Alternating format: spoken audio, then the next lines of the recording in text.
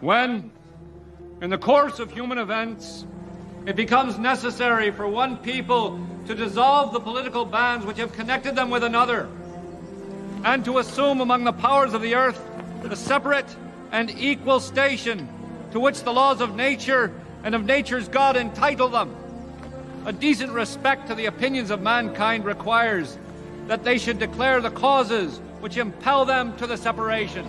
We hold these truths to be self-evident, and that all men are created equal, and that they are endowed by their Creator with certain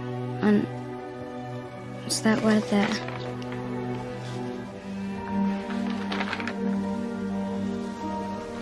Unalienable. With certain unalienable rights, that among these are life, liberty, and the pursuit of happiness. That whenever any form of government becomes destructive of these ends, it is in the right of the people to alter or abolish it, and to institute new government. The history of the present King of Great Britain is a history of repeated injuries, all having in direct object the establishment of an absolute tyranny over these states. In every stage of these oppressions, we have petitioned for redress in the most humble terms. Our repeated petitions have been answered only by repeated injury. A prince, whose character is thus marked by every act which may define a tyrant, is unfit to be the ruler of a free people.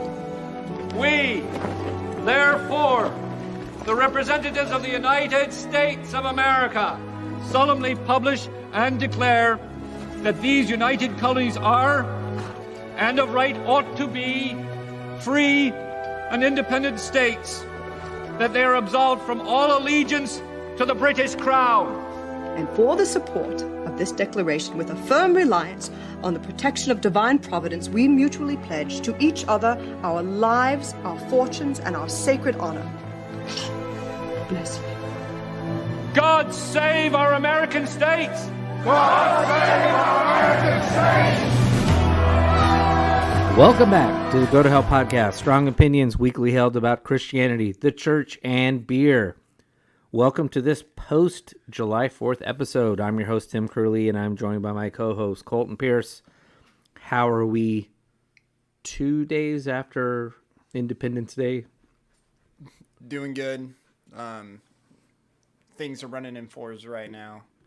It's a Thursday, which is technically speaking, well, it all just depends on how you count your days, but it's the fourth day of the week.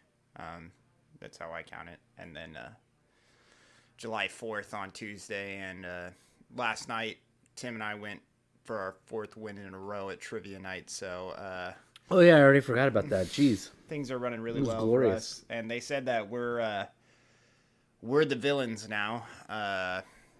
We walk in, everybody rolls their eyes, doesn't want to see us. We don't even get loud. We don't get obnoxious. We just sit there and just play trivia, but It's just business. that's right. We just walk in and we just act like it's what we do every day. Yeah. And Because we know lots of things. totally, totally important things. They said we had big heads last night. No, I mean, if you're listening to this right now, you might be like, You're two guys yeah. who think you know a lot about the Bible on a podcast, so clearly you have big heads. I say stop giving us easy categories. No, good. Summer's in full swing. Having a good time. 4th of July was great. We partied over here on Tuesday. Had a good time at your house, swimming in the backyard. Tim was beating out Arby's for who had the meats. So it was good. We had lots of sausage, lots of tri-tip. Lots of all kinds of different sausage Yeah. as an appetizer. And then 2 big tri-tips, and people brought all kinds of food and Chips and desserts. hung and out all in the the like. pool all day, Drank beer. drank beer, smoked cigars. And what was really awesome was I think I was asleep by like 9 o'clock, which was just like prime. I didn't even have to like watch fireworks and stuff. Because I mean, like that's gonna be my life from now on when I have like a kid. Like it's gonna Yep. be like All right, we got to go watch fireworks at somebody's house. Colton's gonna be coming over here doing fireworks with my grandchildren. That's right. I'm going to be bringing over a big old box of fireworks, which I was very grateful to not have to spend any money on it. Yeah, So I was actually, like, we didn't have the grandchildren this year in the evening, so like, it was yes. that was $100 saved. Yeah, exactly, right? And I was like, thank goodness. It was spent on those 2 growlers I got though from Dust Bowl. Oh, I knew you were going to bring it up. That wasn't your fault. That was, we're going to put that on Christina.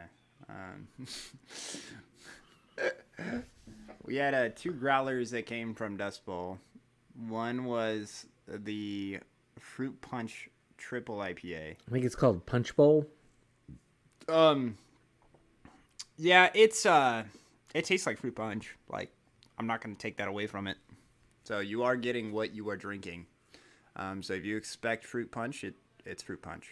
It is, and it's a triple IPA. Although it says it's 8.1% alcohol, I would say that's probably on the Julian scale. And if you're listening to this, none of you, it's an inside joke, but basically a brewmaster around here a couple years ago, we came up with the theory that his scale was off by 1 to 2% one way or another on a lot of the beers, and he pretty much owned it. So, because some of the beers would say it's 9%, and you drink it and it would hit you right away, and then other beers didn't taste like they had that much alcohol in them. It was usually on the high. It was usually the other way around, though, that it was advertised lower than it was, and so that became the Julian scale, and that's what that fruit punch was. It said 8.1. It drank like it was a 14. It just, and I have this theory that beer does that. I don't know if it's how it's cooked or what, but it just seems like certain beers Just enter the bloodstream. the alcohol gets right into the bloodstream much quicker than other beer, and that one was. I got through half a cup, and I was, nope, I'm done. I've had enough. He did have it at the end of his day after, like, sitting in the sun and all that kind of stuff. This is true. But, you know. But I was intentionally doing that as well. Yeah. And then we had, I don't even know what the other one was. I think it's called Jack Hammond, I think, if I remember right, the name. Something. I don't even know what it was. Here's what I think. I don't think that I can't judge the beer yet until I've had it, like actually like in a can or or maybe on tap at the brewery, because maybe they had a bad batch of it or something. But golly, was that stuff not good? And Tim was like, "Oh, this will be perfect because we give Dust Bowl too much love." And I mean, like, I love Dust Bowl, and so I'm willing to give them the benefit of the doubt that I just got like a real sediment heavy beer or something. And when we poured it, oh my gosh, you couldn't even like see through it. It was pineapple juice. Yeah, it was pineapple juice. I think they just tried something and you didn't like it. I could see other people liking it. I could see why you heartily disliked it though. It tasted like there was something wrong with it, is what it tasted like to me, but I don't know. Oh, and Dump Trucks of the Gods is out. That's what I should have had him got. There's Jack Burton. Yeah, Jack Burton. 7.3, an IBU of 37, hazy IPA Vermont yeast. You said you tasted yeast. I did not. Brings a fruity fermentation, blah, blah, blah, blah, blah. So, yeah, it had that like yeast taste. I was like, not for me. If that's how they intended to make it, not for me. Now, that being said, if I went to the brewery, I would get like a taster of it and just be like, let me make sure that that's what I tasted. Well, that's why I wanted a crowler and not a growler. Yeah, but now you got 2 cool growlers. I do. So the other one was Porch Punch, but they don't even have a... Oh, yeah, that's what it was called. They don't even have a description for it on here. They had one earlier last week, or earlier this week. Anyway. So... Yeah, I tried that one at the brewery, and because I didn't have it here, I was like, "Nope, I know what that one tastes like." I am well aware. Well, we had an abundance of beers because everybody always brings beer. We had Firestone beers and Sierra Nevada beers, and we had other Dust Bowls, and we had What else am I thinking? Oh, Riley's, which is a brewery up in Clovis? I think technically they're Madera, Oh, okay. but they have a location in Clovis. And then I don't remember what else, but there was a lot. Stone. That's right. We had Stone. We had their Best Buy 7-4-23. That was tasty. It was tasty. A little high in the alcohol for me.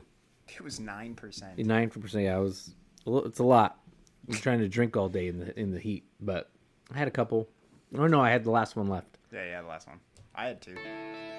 Sitting here, drinking beer, talking guys, dreaming, killing time, living life with some down-home friends. And we're drinking beer this evening. We started off by hydrating. Yeah, this is no joke. With that Rocky Mountain water. We're drinking a Coors Light right now to shout out to everybody that thinks that we don't indulge in tasty beer for your standards. So we're drinking a Coors Light. Going with a 4th of silver July. bullet can. Mm-hmm. It's not a summer chill can, but it's okay. The mountains are blue. And delightful. And then also we're going to be drinking a cold IPA. It's from Stone. It's called the Oside Oasis, which is a dank and tropical double India Pale Ale cold IPA coming in at 8.9% ABV. So, and this is part of their one batch dispatch series. If you guys haven't, we've talked about it a couple times already that Colton's on a email list that Stone sends out, and basically they say like, hey, we're doing this one batch. So if you'd like to try this beer, we'll can it up, but then once it's sold out, it's gone. So just kind of as a way for testing stuff out. We've tried a couple of different ones on here before. So they also do dispatches, which is they make one batch and they dispatch it, or they do from their vaults. So there's lots of different bastard ales that are flying around right now that they're bringing out of their vaults from X number of years. Barley wines. We had that. What was that? A Brute IPA? Is that what it was? Yes. Yeah. So just kind of fun stuff to try. And if that's something that you're interested in, you can go onto Stone's website and you can sign up really easily, and they'll send you emails. And I get one like once a week, and they're just like, hey, this is, and it's something new every week. They go back and forth. So the first 1 week it'll be they're pulling something out of their vault. So if you want to order it, you can do that. And then the next week it'll be they're doing a single batch dispatch. So, and it's nice, and you can decide, do I want that or no? I'll just pass. So, fun stuff. So the Oside Oasis is an ode to their original location in Oceanside. Nice. Which is still there, but it's that's their first Right. tap room in Oceanside. And now if you were like think about Stone and the brewery itself, you go to Escondido. That's where the big beer garden area is. Which is inland from San Diego. Yeah. It's about like 20 minutes outside of Oceanside. No, it's like 30 minutes outside of Oceanside. And it's about 25 minutes out from San Diego. There it is on their website. One batch dispatch. Stone Oside. Wow. Props to Stone as well. They got one hell of a website company. This is slick. And we're hoping, if you're paying attention at home, we're hoping, Colton and I are hoping to take a little trip down to San Diego at the end of July, yeah. Need to book those rooms. All right. So, as I said at the opening, post July 4th. So, we're going to offer some thoughts about July 4th.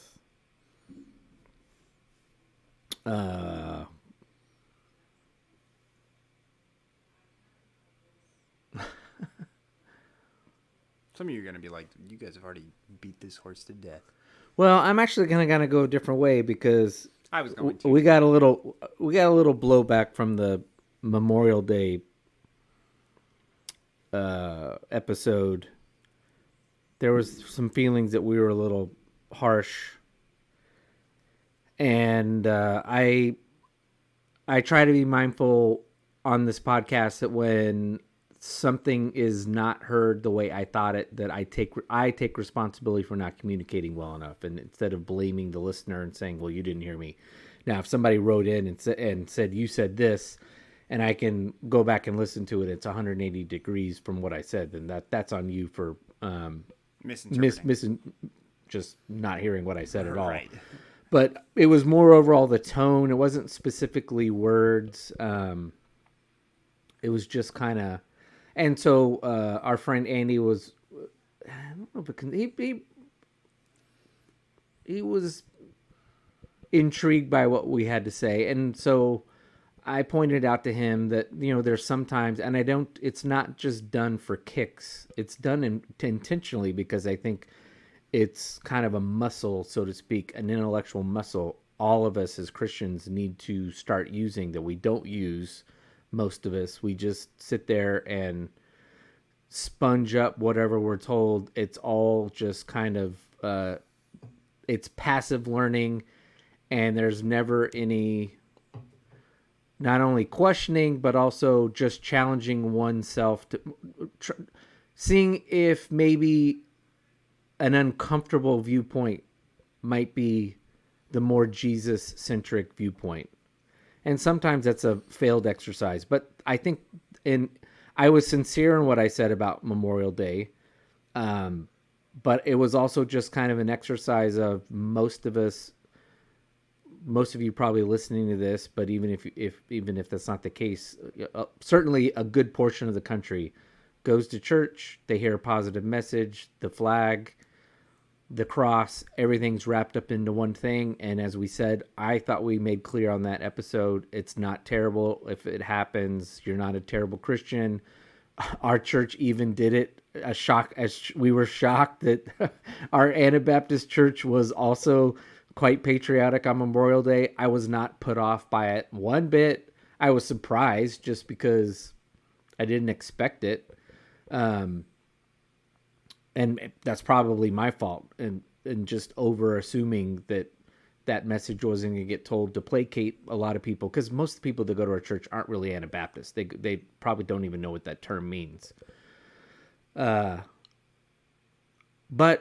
again, just hearing something a little countercultural to what we're used to, just to kind of check ourselves and make sure we're not following into bad habits of just getting into bad theology, mixing theology, proper doctrine, you know, the doctrine and the dogma that we really need to follow with cultural things, which is, frankly, folks, 90% of what we hold on to is the church culturally changing over the years and adapting the Bible to what the culture wants and needs. And that's probably something we'll get into in episode or two in the future, because it's something Colton and I have been listening more to with our friend Dan McLaughlin. He's very much pointing that out. But anyway, and because of that, it's fine to, when the culture says it, to kind of wrap the flag around it to some extent. But so anyway, all that said, we went hot and heavy into Memorial Day and kind of pushing back a little bit. And I'm not going to, this week, I'm not going to speak about church and what your church did for July 4th. I could care less. But just as a Christian and a Jesus-centered Christian, I have to say, I have a much more negative view of America than I used to in my 20s and 30s. That's political stuff. That's neither here nor there. It doesn't matter. I still get emotional on July 4th. Everybody left our house. Colton, you said, you were home at 9:30. I think last bit of folks left our house at 10:30. I wasn't quite ready to go to bed, and I do what I now do as a ritual every year. I turn on episode 2 of John Adams, which is the episode where they draft the Declaration of Independence. And every single time, I know it well enough. I know what the lines are going to be, but I still find it highly emotional that these guys got together, risked being hanged by the king for treason, because that's what they were committing, was treason, and put together not a perfect document, Jesus wasn't in the room. It wasn't God breathed, but the Declaration of Independence and then the subsequent Constitution are two of the greatest human experiments at trying to govern oneself that have ever been created. Full stop. And I get it. I find that important to celebrate. It doesn't have anything to do with my faith. Again, it's not because I'm celebrating, oh, look, they created this perfect place for God, for Jesus people to thrive and everything. It has in large part, but just as a secular bit of history, it is a phenomenal thing to celebrate, and I have no problem celebrating it. Yeah, I think this will be my time to clean up house on Memorial Day. I think yeah, we can be, I think understanding where we come from, what we're trying to present, and I mean, I know that I mean, I wasn't the one that had this conversation, so I don't necessarily know, but like you said, it was more of the tone that we took and that kind of stuff. I think that what we had originally talked about on Memorial Day was there are certain, and I use this word and I don't mind using it now, and mainly because it was more of a word of warning. And again, we wanted people to think about it, where it was about how much should your country, your patriotism, how much should that play a role in your church life? And the answer, if you look in Scripture, is none.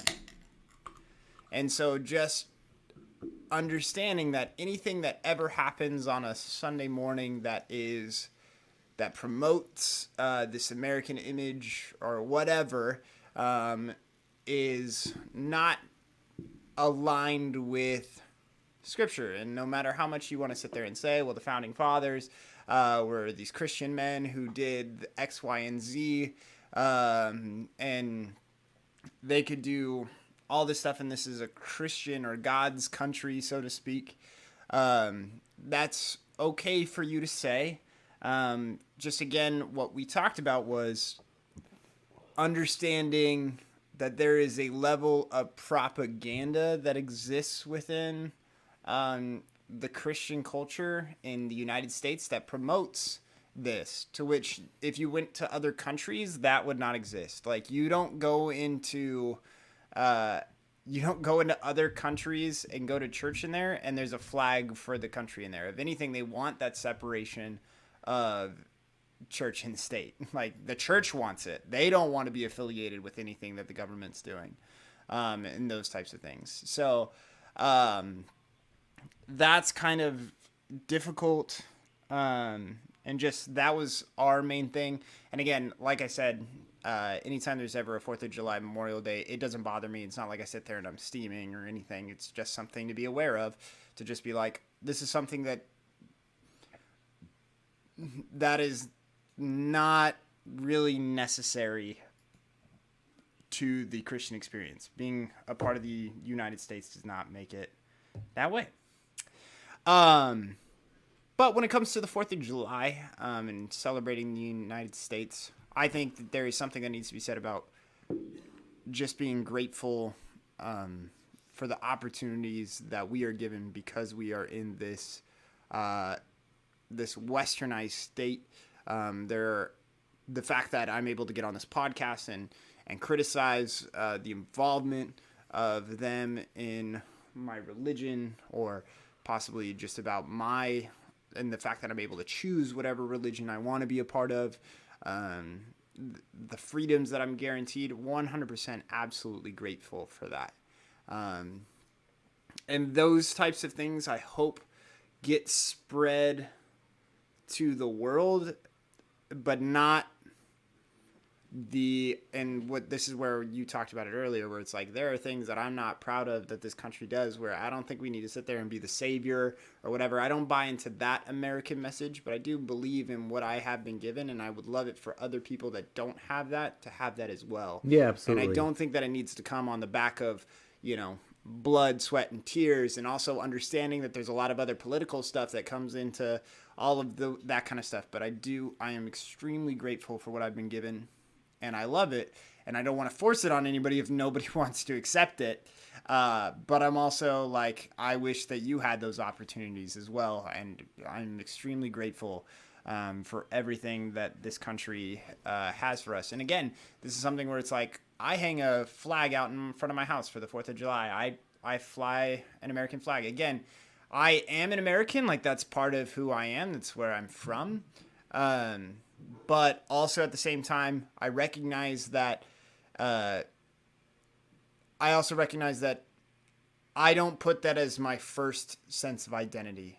It is always, I am one with Christ first, and I am a member of this human race before I am an American every single time. And so I will always I do not put my Americanism above the needs of other people that are from other parts of the world, because we're all a part of one human race. It's not that we're a tribe, because the entirety of the human race is a tribe, in my opinion, as opposed to just being us. And so we take care of our own, and just kind of breaking that mindset is just kind of something that needs to be thought of. It doesn't mean that you can't take pride in who you are, but I think that it needs to come second when it comes to other people from around the world. Yeah. Because you need to view them just as much as family as you do your American brothers and sisters. Well, so I started this out by saying I was too negative about Memorial Day and truly meant what I said about July 4th, but I'm going to now take a turn towards the negative. I'm sorry, because I can't help myself from just being a bit contrarian to what we're spoon-fed. But look, as I said, there isn't another country with all of its profound flaws, particularly today in 2023. There's no other place on the planet I'd rather live. I've visited many countries around the world, most of Europe. I've been to Africa, Central America. They're all great. They're great places to visit, maybe even stay long term. But I have no desire to live anywhere else but this country because of the freedoms that the architecture of the system is supposed to create to give us. That said, freedom is not a Christian value. And I think you and I have talked about this before. Yeah. I think freedom's great, and it is clearly the case that it is truly easier for Christianity to thrive in a free society. Although one might challenge that. One might be able to challenge that supposition today, because as free as we are, we're going the other way. But as we stated in the Memorial Day episode, it is not Christian to hope that other people around the world get freedom as some way of, again, achieving some Christian value. Christianity is certainly not opposed to it, and it's certainly proper to pray for Christians who are being persecuted in totalitarian, authoritarian states, or states that have tribalism, like, a state that's got, not to pick on Muslims, but it may be it's majority Muslim and minority Christian, and the Christians are being persecuted. Those are certainly things to pray about, to want to go away, to even seek intervention where the church can step in and help these folks that are in those situations. But freedom in and of itself is not, again, some Jesus-centered value that we are supposed to pursue. It's a cultural value. And again, it's a phenomenal one. And it's one that works best, I think, in the world. But don't confuse the two, because then we're just repeating the Crusades of 600 years ago. And I know it is still a parlor game, particularly on the right in this country, particularly right-wing or religious Christian scholars, to justify the Crusades. And you can justify why the Crusades started, but it pretty much ends after that. It is disingenuous, I am sorry, to defend any of the Crusades. None of the behavior that actually happened, again, whether the motivations were proper or not, I think that's debatable. What the goals were.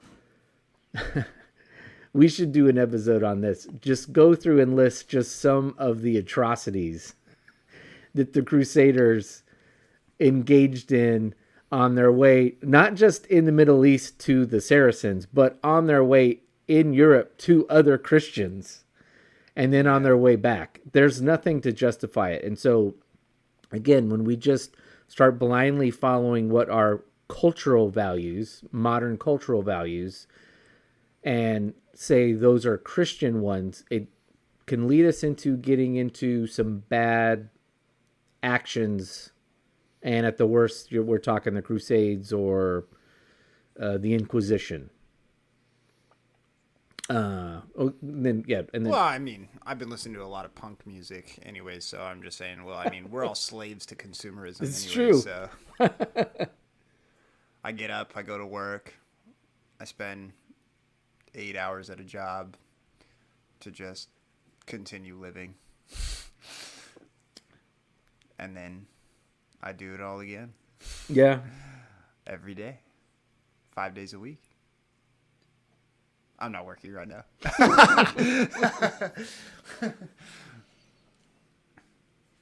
One other thing, if you're interested in some different perspectives, I think one perspective is spot on. I don't think it's debatable.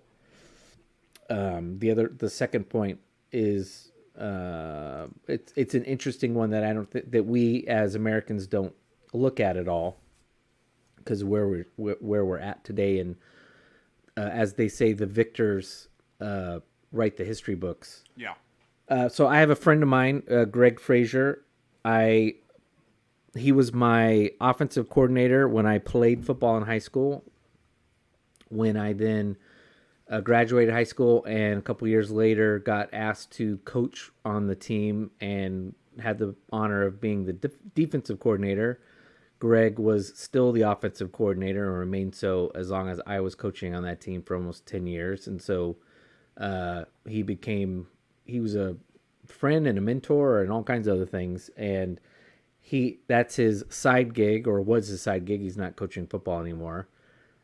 His day job was a professor at Masters College. Masters College is a Christian college in Southern California, north part of Los Angeles.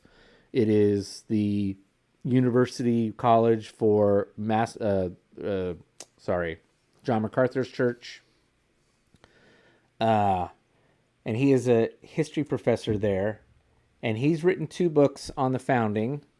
One is called, and I recommend everybody read them. They're a bit pricey because they're academic books, and academic books get marked up by a ridiculous fee. But damn Pearson. I know. The first one's called The Religious Beliefs of American Founders, Reason, Revelation, and Revolution. And he basically, in his book, lays out a very compelling, I think, thoroughly convincing case that both the modern left and the modern right are incorrect, that the founding fathers weren't anything remotely close to what we would call modern Christians, let alone not even evangelicals, but just modern, even just sectarian Christianity, with Methodism or Presbyterianism, and that the left is incorrect in claiming that they're simply deists. And what he argues is it's somewhere in between, that they had a theistic rationalism. And so this moralistic view that's based on that there is a God, and that reason suggests that there are right and wrong and these kind of things, and that's what animated them. And it's a very helpful book because it kind of tamps down, again, both on the right and the left, a lot of this discussion about separation of church and state and other issues. And then again, what gets really running rampant in particularly evangelical circles, of that the founding documents are these just God-breathed inspirations from God, that God was in the room, and they're just these magical, perfect expressions of what God views, what government should be, and just really thoroughly destroys both. And this guy, Gregg, he's teaching at a very conservative, not evangelical, but fundamentalist college. But he lays out a very good argument, and I think a lot of people need to read and understand. And then the second book is this one's an interesting one. His follow-up is called God Against the Revolution. Again, we're talking about a guy from MacArthur's church. The Loyalist Clergy's Case Against the American Revolution. And all this isn't an argument against the American Revolution. He is simply going through and pointing out that contrary to popular opinion today, or I think conceived notions by most people, that the revolution at the time was much more closer to 50-50. There was a lot of conflicting loyalists in the United States. A lot of those loyalists were Christian clergymen. A lot of that was based on nonviolence, belief in nonviolence, that Jesus and Christianity should teach nonviolence. And so he lays out that case very well. Again, he's not arguing in the book that that's the proper view of the revolution necessarily, and that there shouldn't have been, but I think it's a worthwhile thing that we don't, even in left-wing colleges, I think, in history departments, read enough of it, that there was a strong loyalist faction within the revolution, and some of those folks got persecuted, particularly up in the more in the Northeast, up in Massachusetts and Vermont and all that, where revolutionary fervor was a lot more heated than it was down south in North Carolina and South Carolina and Georgia. So anyway, again, just kind of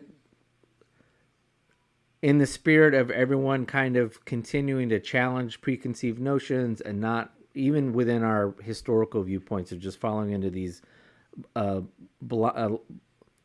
mindless sort of sixth grade history views of our history or the world, because we've challenged, that's been central to the podcast, of challenging that, what we, instead of sixth grade, what we call Bible school view of the Bible, that just never grows out of this vacation Bible school, Sunday morning Bible school mentality of just, the flood, it was great, and God just killed everybody, wonderful, and then he did a rainbow and everything's all great. Yeah. So the good old Noah's Ark comedy bit. Tim Hawkins. Yeah, just the nursery. Nursery. So I'll never understand parents who will paint Noah's Ark on their little kids' bedroom walls. It doesn't make sense. Noah's Ark's a great story, but it's just out there, man. It's like, Daddy, what are you doing? I'm painting Noah's Ark on your wall, sweetheart. My favorite story. You know where God sends a worldwide flood to kill every living thing? Yeah. I love it. It's awesome. Hey, grab a brush and paint some screaming people on that rock for me, just to make it real. It's going to be great. Look in the baby's room. I painted the stoning of Stephen. You're going to love that. Those birds, no, those are locusts coming to kill you. That's what they're. Oh yeah, have you been listening to anything recently? Oh, what have I been listening to? I've been listening to a lot of Dire Straits, who I find are very, very underrated. Wow. They're one of those bands that they're not underappreciated. I think people who really like music are like, oh yeah, Dire Straits are really, really good, but they're just not widely listened to.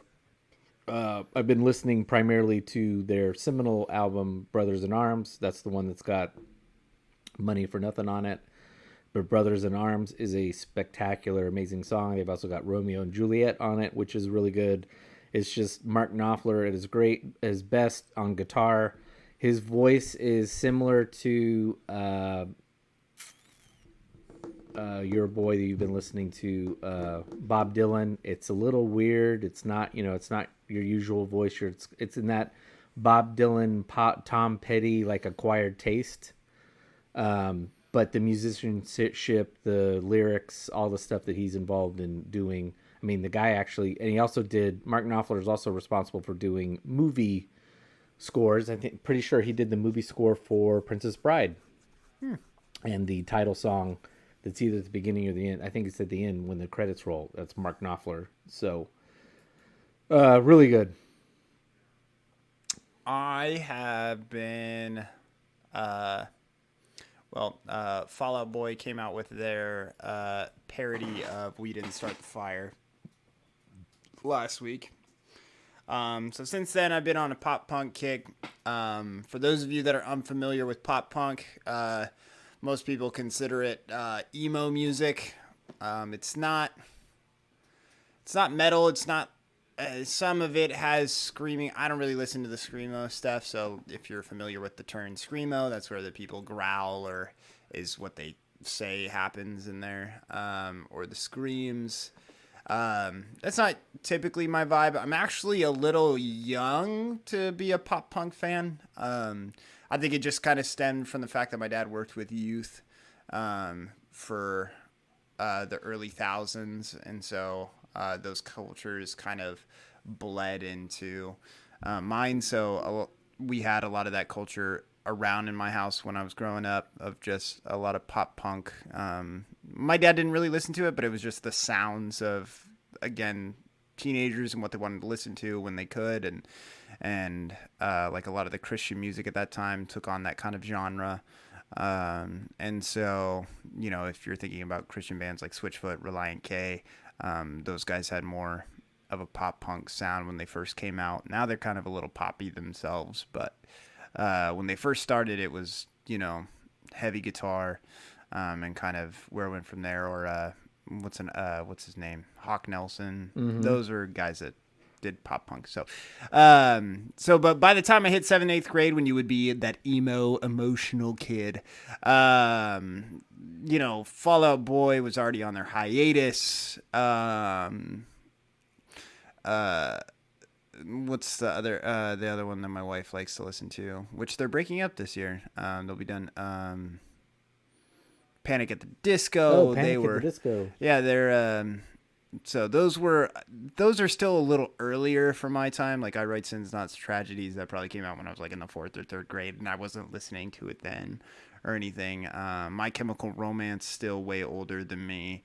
But these are just sounds and people that I listened to growing up. And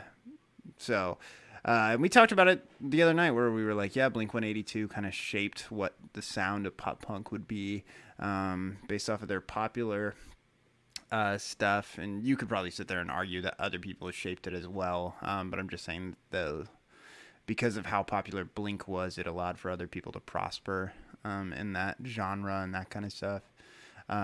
So Paramore went on, Sleeping with Sirens, Sum 41, lots of other ones.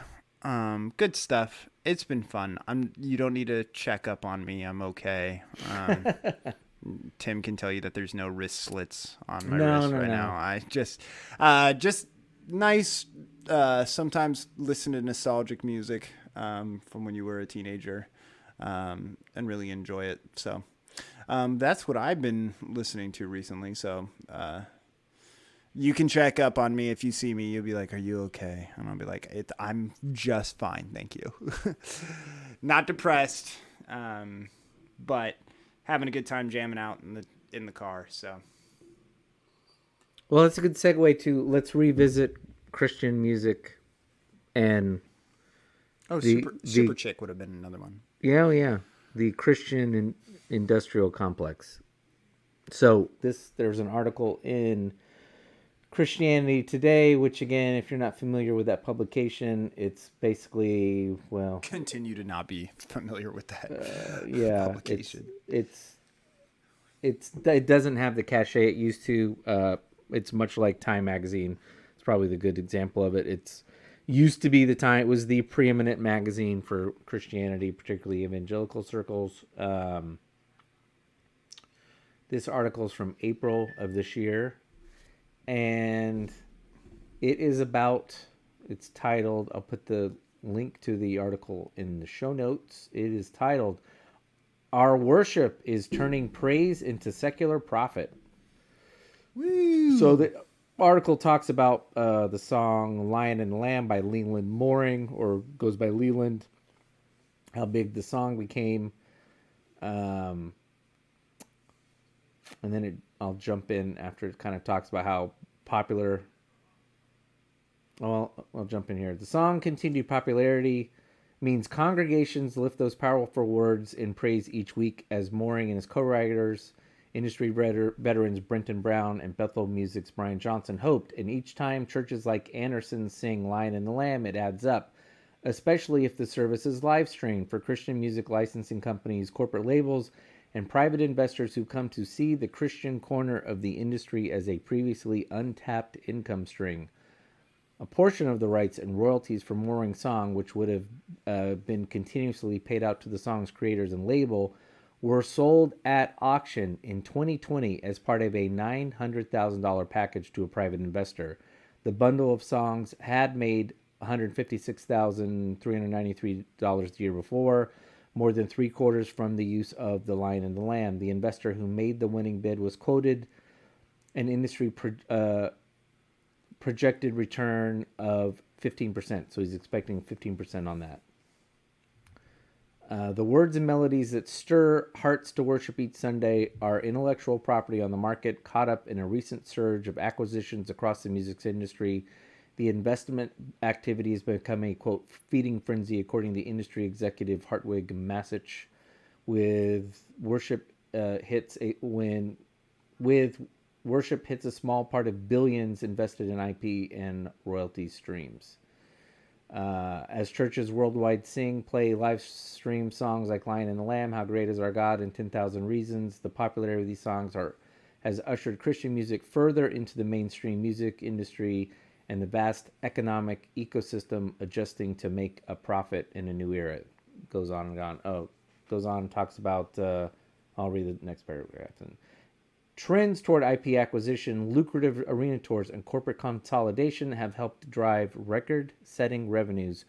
Over the past 2 years, the touring industry saw $6.28 billion in 2022, and recording revenues in the U.S. reached an all-time high of $15.9 billion, growing for the seventh consecutive year. Many Christian artists, including those whose careers and brands are built on worship, are benefiting from this growth. So, then they talk about how this is nothing new. People have been making money on psalm books going back to the 1640s. So, it is nothing new. But, let me just circle back to the article. If you're listening to this and you're not sure, most of us who go to church have no idea how the ins and outs of how worship work. And just so, if you didn't pick up on it when I was blitzing through that article, reading it, yes, every morning when your church sings a song, they pay the person who wrote that or who owns the copyright to it a licensing fee to do that. If that church is being live streamed, like a lot of churches are, they pay an additional fee. Now, sometimes those fees vary.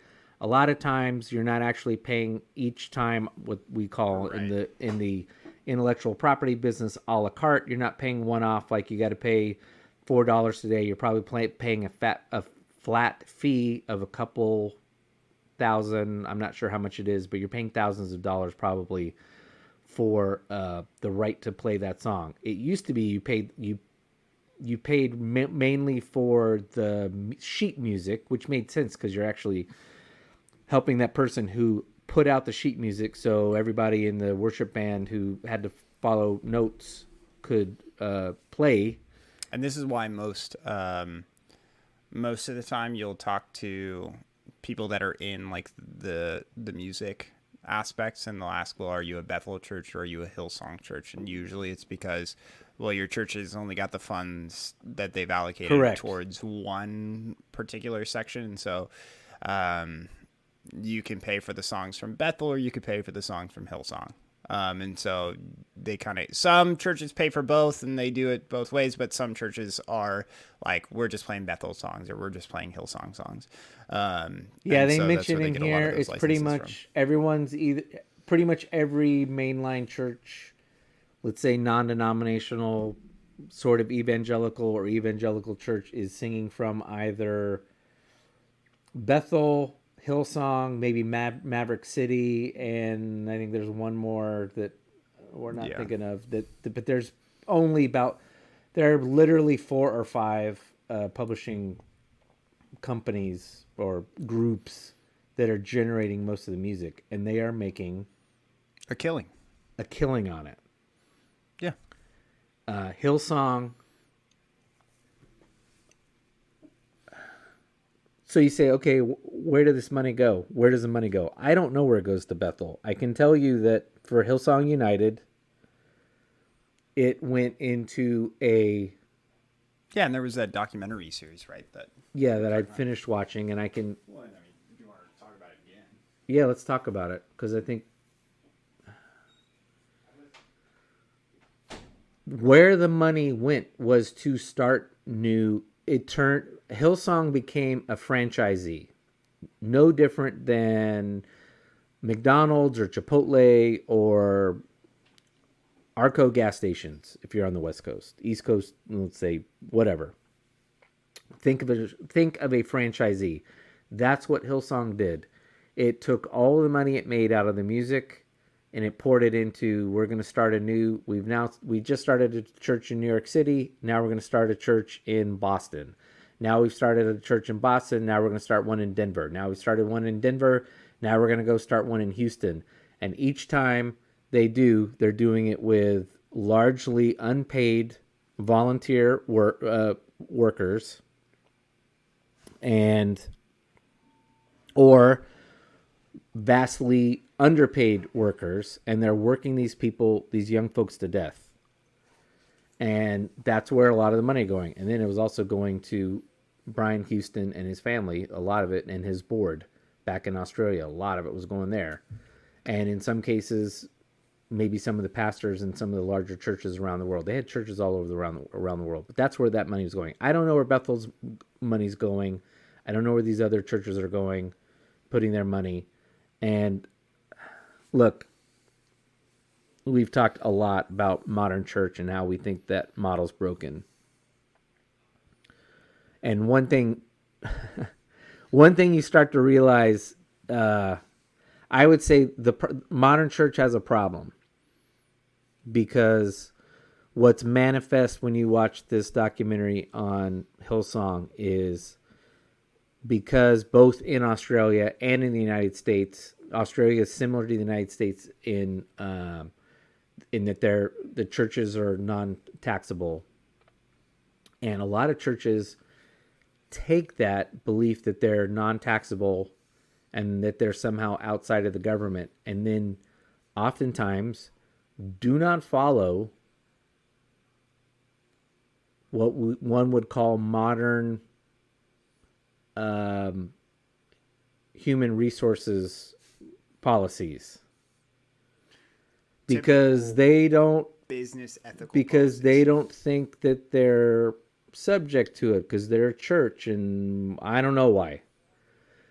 And you say, well, you can't have it both ways, guys. You're complaining that these are, they're these businesses, and that's terrible, and yet they're not running themselves like businesses. No, I don't find that contradictory at all.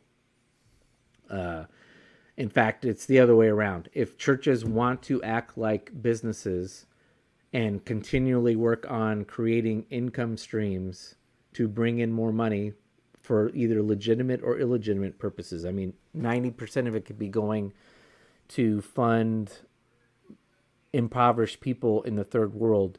You still have to pay for the appropriate overhead to have proper office management, financial management, whatever those things, and pay the money that's required in the United States for that kind of position to have quality people to do that kind of work. Yeah. And it's clear that Hillsong was not at all willing to do that, and it's in some part what got it into trouble. Yeah. And I think a lot of times that's why churches in the United States, and this time I'm going to pick on the Protestant churches because the Catholic churches are run differently, but the Protestant churches that run afoul on so many occasions for sexual abuse, whether it be adult to adult or with children, is because there are not proper modern business protocols being followed because, we're the church and we just don't need to do that because that's a waste of money, or I don't know what it is.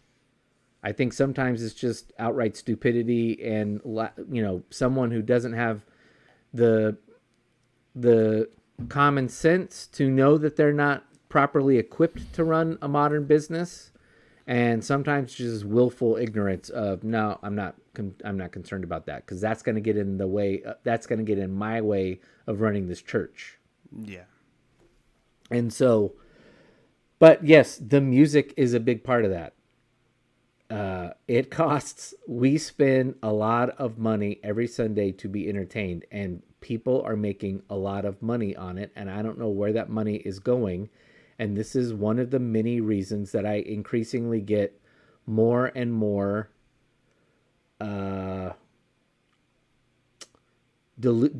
disillusioned with church as it stands. And I'm not yet willing to walk away and go all in on the home church model. Sometimes you are where you're at. But I'm going to continue to pound the desk and speak into this microphone and complain about it and say, I welcome the day that the whole thing comes crashing down. Yeah. I think the hard part is just understanding that what we are looking at when we look at church in the sense of what you go to on a Sunday morning, that's not in God's vision at all. I mean, I say that and it could be, God could have changed his mind in the last 2,000 years, and I haven't received the document in the last 2,000 years. So, well, let's say at the very least he's indifferent. I think he could take it or leave it. It's probably my view. And I'm not even the type that's we got to get back to Acts and what they were doing in Acts. That's not. I don't think so either, but also just understanding that, okay, I'm cynical from the standpoint of kind of what we talked about before, where, it's this consumer model when you go to church. It's what can you do for me? And the church leans into that, right? We have the Next Step Lounge. How do we get you connected? How do we get you plugged in? How do we get you, and for especially our church in particular, they are very adamant about, and you've said it before, where you like it, which is not a problem, but get them volunteering as soon as possible. Right. The reason why is because, again, you feel a part of something. And so, and again, this is something that cannot, I can't not say that this doesn't exist, and we've talked about it before. There's this spiritual element to our overall health that we need to make sure that we watch out for. And mainly what that means is feeling a part of something that is bigger than yourself. And so when you volunteer at a church, there's some sort of chemical reaction that happens in your brain where if you do that on a regular basis, you'll feel healthier. You'll feel more involved, more. There's something that happens through that process that keeps people away from depression and anxiety and a lot of that kind of stuff, because they are feeling like they are contributing to something outside of themselves that's bigger than them. Right. And they're leaving an impact on the world, and they're leaving something behind, yada, yada, which is great. But again, understanding that every single thing that happens in the church on a Sunday morning is about consuming. Okay, we're going to play super hip music that I don't even like. I don't even show up. I think we've been over it on this podcast. Yeah. I leave my house at 10 o'clock. in the morning. Church starts at 10 o'clock in the morning. But by the time that I get to church, it's 10:15 and worship is over. Thank goodness. And I'm just there for the sermon. And for some of you guys are like, that's the worst part. Like, I just want to be there for the music. Right. And I get that. I don't get that. I just know who you are out there. Because that just sounds awful to me. Because,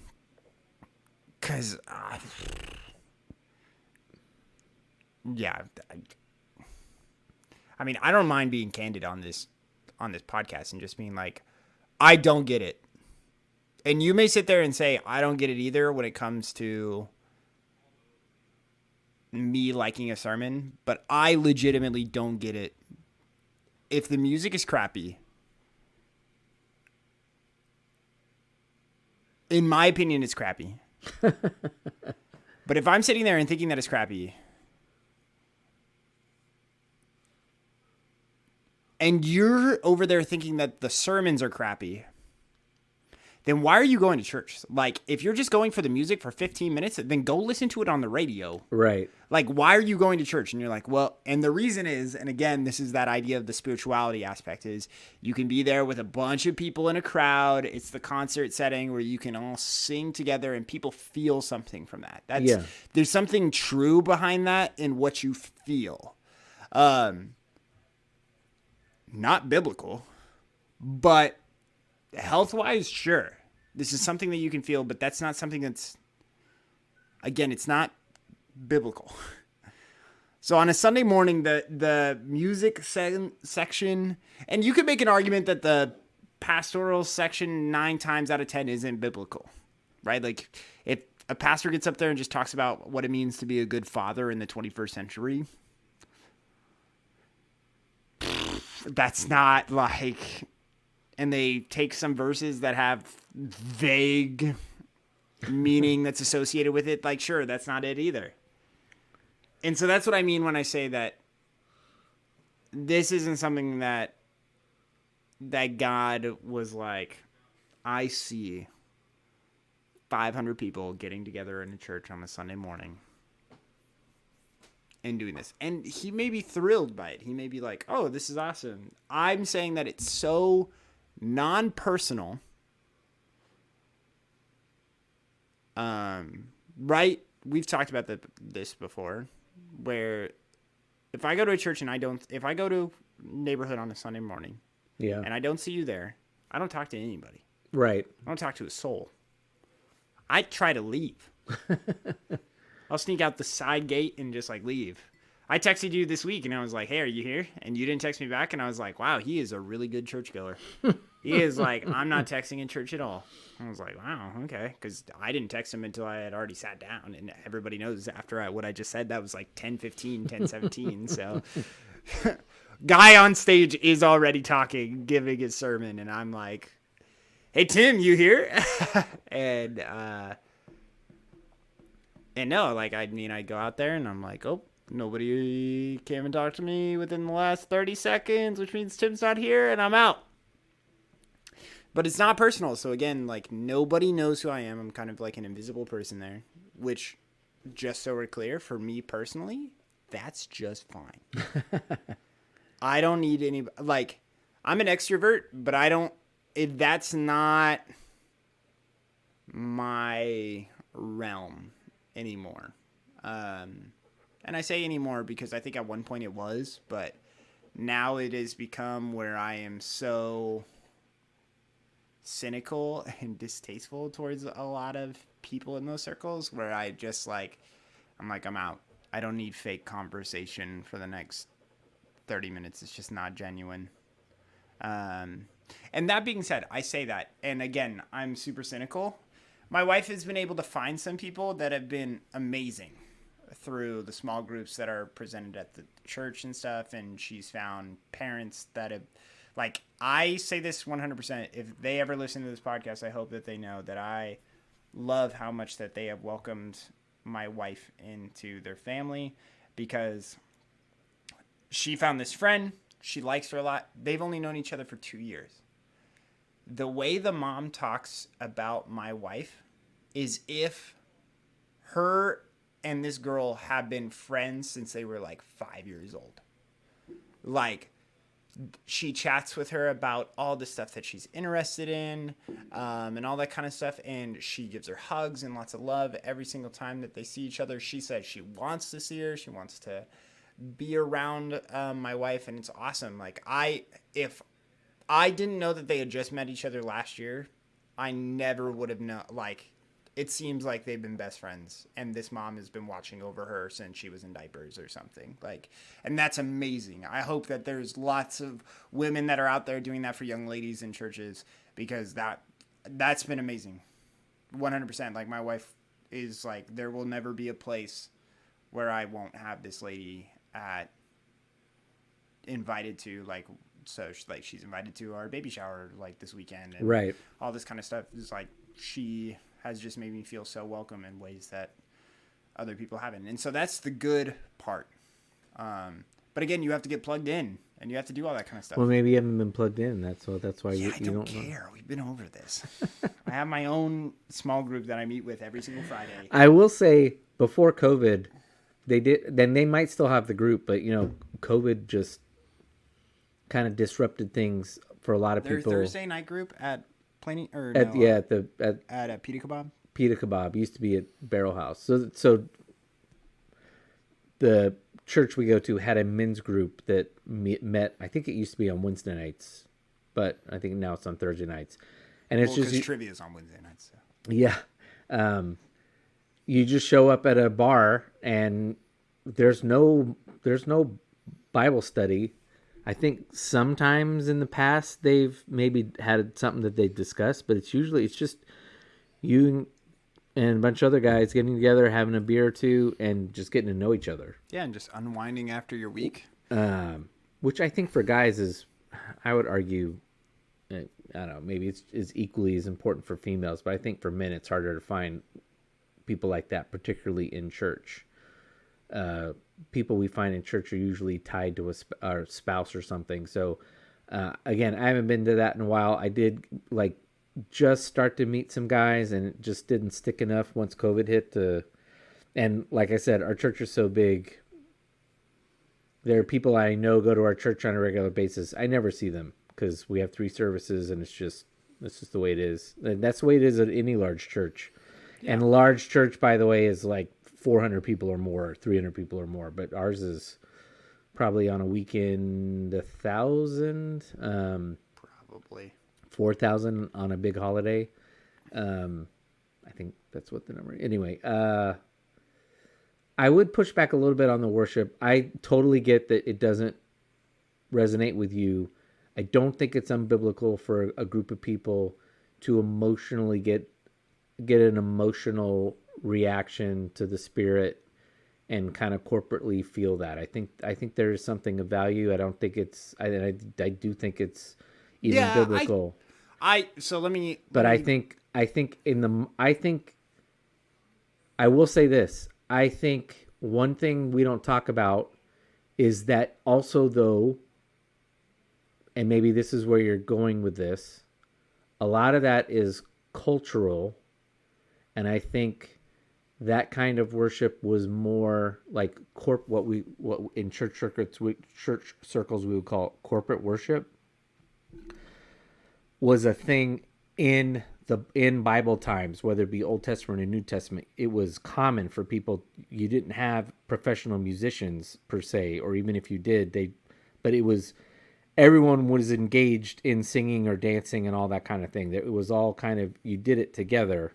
Yeah, but even then, so this is where I was going was, so I wouldn't say that singing in church is unbiblical from the standpoint of being a part of a collective, that experience or whatever, and hopefully I tried to convey that where I was I get that aspect of it, but more of the music element itself, it didn't exist. Not. Oh no. Not. And that's where I was going. So all of you, if you sit there and try to think that even if you're well, duh, they didn't have they weren't able to plug into amps and stuff, but there might have been a guy there with a harp or something, and it's nope, there wasn't. When people went to the synagogue, which is how they still perceived how they were supposed to do church, there wasn't like music getting played. No, it's still in the, I assume it's the same word that was used back then. It's called the cantor. All he does is chant out the scripture. Yeah. And that is worship. Yeah. So when you are thinking worship and you are putting your 21st century spin on it, that's when I'm like, yeah, it's not biblical. Like that's not. Well, that's true. Like I'm just talking in terms of but that's what I was meaning. So I mean, like that's where I was saying like that part where because some people are like this is what is required of us by Scripture, and it's like no, no. Well, and I think that goes back to where we agreed with MacArthur but disagreed with MacArthur. Where MacArthur is correct that modern music. Not even Christian, but just modern music, let's say starting with the radio era, the concert era coming out of the radio era, lends itself to a group of people performing. And from a Christian perspective, we have to be mindful that is problematic because that leads it to that person becoming quote unquote worshipped instead of who we're supposed to be worshiping. Right. But where I push back to MacArthur is the answer to that is not to go back to some ground zero, which he would set as the ground zero of music, which is, to your point, is not the ground zero for music. Before whatever he would say is ground zero is Gregorian chants, and before that it was something else. For a long time, it was families who had the money sitting around singing those songs around the fire as a family, and music was taught inside the household. So music's changed over time. The style of music isn't the thing. It's just to simply point out we need to be concerned, which is what got this whole conversation going again, which is we need to be concerned. It is not sinful for Christians, to make money. But I do think at some point it is sinful for the church and the music aspect of that to be getting filthy rich off something that shouldn't be making people filthy rich. I think there needs to be some questioning as to what's going on. And this is not, you could easily write another article about the same thing about the books that are written all the time. I still don't, well, okay, so to that point, I don't know if, I think that's just, because what's happening at the moment is somebody is getting paid, but they are still following the rules, right? And so even if you sat there and you tax them. I'm not saying tax them. Well, I'm just saying, because you brought up the tax thing earlier, where I was like, even if you tax them, nothing's going to happen. Like, that's a drop. I was just talking in terms of churches not being taxed, but in terms of the music, in terms of musicians. But I'm saying, like, that's a drop in the bucket. Like, and so I think, I don't know how to combat that. To where I would sit there and say, like, hey, we all need to start asking some questions. We all ask some questions, but it's like, I don't know what to do. Because sometimes change just happens by people asking questions. And that's one of my frustrations is you raise a question and someone says, well, how do you solve that? And you say, I don't know. And then it's like, well, then your question is invalid. No, a lot of times it takes just people questioning for a long time until someone comes up with a solution or someone dares come out and say, you know what, we're not going to sell our publishing rights to a private equity firm so they can make a bunch of money. That just looks bad. Yeah, but they wanted to make money off of it. They were like, we can sell this. All right, fine. That's the hard part, is where it's I know, and the article doesn't say where the money went. And I have to say that over and over again because I have to keep it in my mind. That money might have gone somewhere meaningful. Right, but also, again, they chose to auction it off. No, I know. I'm saying maybe they shouldn't have decided to auction it off. But then the money is still coming in. Like, that's the hard part where it's like the money is still... It's supply and demand. Like, the people, they saw that there was a demand for this item and they were like, hey, I bet we can make a bunch of money off of this. And so they took it. And the hard part about this type of stuff is it's in an infinite supply as long as you're willing to pay the price tag that they put on it. You mean infinite supply in that like licensing. Like anybody could have it. You just got to pay for it. Oh, That's yeah. all it is. I thought you meant infinite supply. Like there's plenty of bands out there that'll churn this stuff out. No. I'm saying that if you put out a song, anybody can have it at any Oh, no, time. that's... Now, it's not infinite in the standpoint of, like, it'll be popular for forever. You'll be a hymn before you know it. No, but...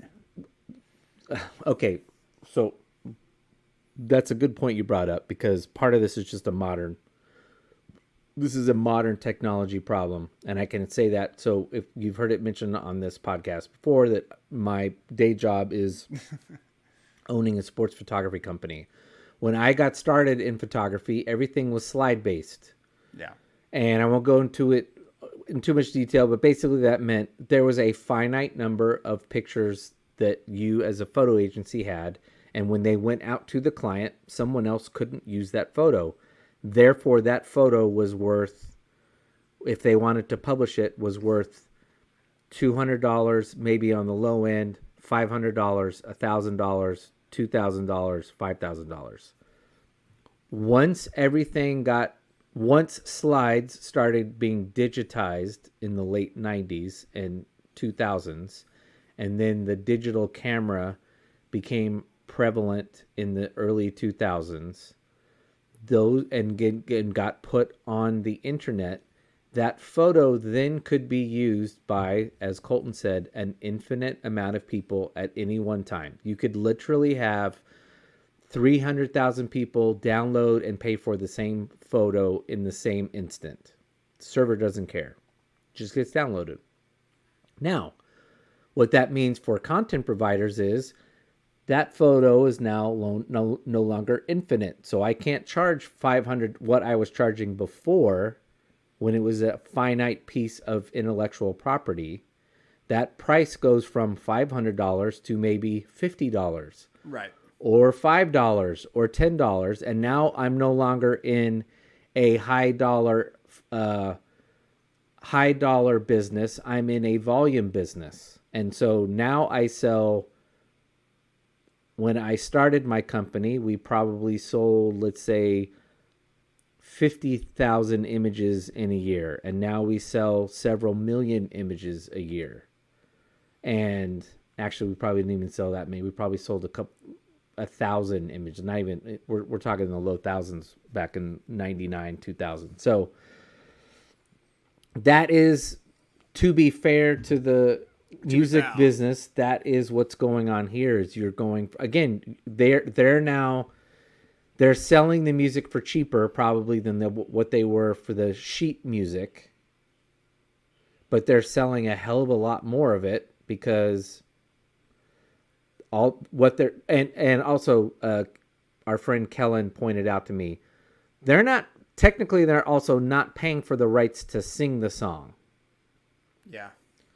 Although I believe in professional music, let's say if you're U2 and you do a cover of a Rolling Stones song, I think you're still in a concert. You're still expected to pay Rolling Stones a royalty, even though you're doing a cover in a concert. I think that's a provision. But what you're actually paying on a Sunday is the rights to publish the lyrics for everybody to read to.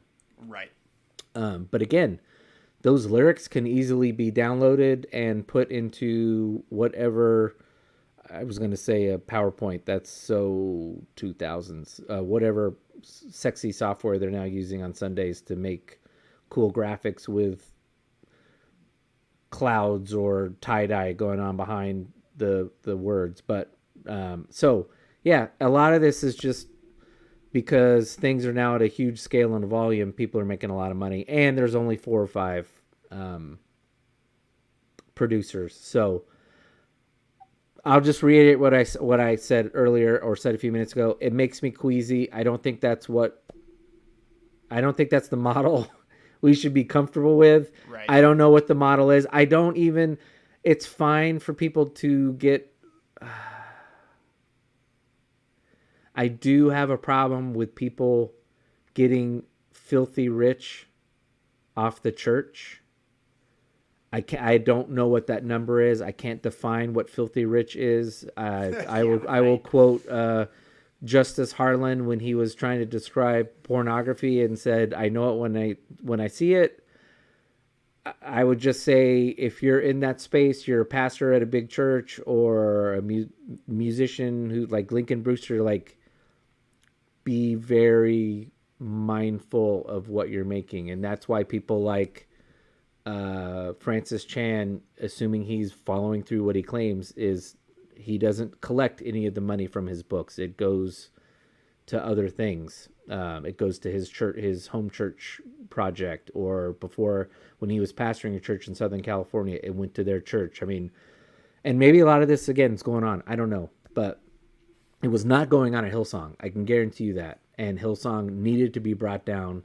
I hope Hillsong, I do enjoy Hillsong United's music, a lot of it. Some of it I don't, but there is some that I do enjoy. I hope, despite their domination in the circle, I hope they do continue and they don't get brought down by their pastor's infamy. But the Hillsong United franchise system needed to go down, and I'm glad it did. Yeah, all what Tim and I are saying is boycott all that crap music and just listen to you two. It goes back to you two. Yep, that's all it is. Well, I think that's a good spot. We need to meet our new. We need to go meet our new worship arts pastor and say, how much money would it cost me to bribe you or bribe Forrest to play a U2 song on Sunday? I don't even know if David knows U2. I'll go talk to him. I'll be like, when I finally go and say, hey, I go here. Do you remember us? Yeah, I don't know. I'll ask him. I'll be like, hey, we're wanting to know. It doesn't even have to be during worship. It can be like play 40 in the middle of communion. Yeah, we're gonna do a GoFundMe here pretty soon on the Go to Hell podcast. Yeah. Where all the proceeds, because again, that's also the hard part of what Tim just talked about is like, yeah, we're not in this to make money. If you didn't know, we just do this every week, and we don't want to get paid. Honestly, this is shits and giggles. I was like, if you paid us, I'd try to send the money back, or I'd send it somewhere else. I'd be like, okay, this is going to Kenya, go to When I Grow Up or something. But with yeah, we'll be like, bribe the worship pastor for a U2 song GoFundMe page. To figure out what we got to do. So maybe I'll make that happen this weekend. Yeah, who knows? All right. Well, I think that's it. I think it was a good podcast. That was like an hour and a half. So yeah, 125. We managed to still squeeze out. There's probably about 10 minutes of people are gonna figuring out what the hell we need to talk about next. But it was a good episode. We're a bunch of motor mouths. You can just get it started, and we can just start riffing, so it doesn't take much. That's right. We sound like we know nothing about everything, so it's good. If you enjoy the Go to Hell podcast, please subscribe, rate, and review. Send us a message at all the places that are listed in the show notes. And if you don't like the idea of a GoFundMe to have YouTube play during worship, go to hell. Please. Did you have it slotted? Wow, it's still light outside, too. Did you have it slotted that we were going to do